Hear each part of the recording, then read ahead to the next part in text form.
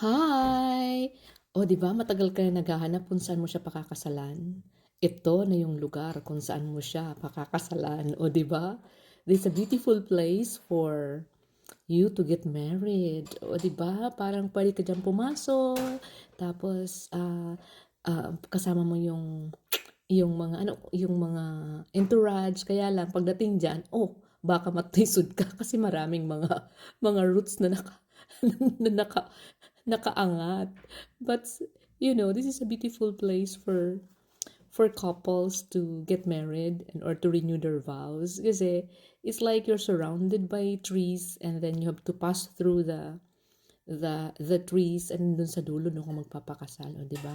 So, ito na yung pagkakataon mo na pakasalan siya at huwag ka nang magdalawang isip pa para matapos na yan at magsimula na kayo ng go and multiply. Oh, di ba? But anyway, here comes the bride. All dressed in white is now a quest for today's generation because generally, wala nang purity and all. So, we just hope and pray that still our young generation will be passing through that stage na here comes the bride all dressed in white and eventually they will live happily ever after.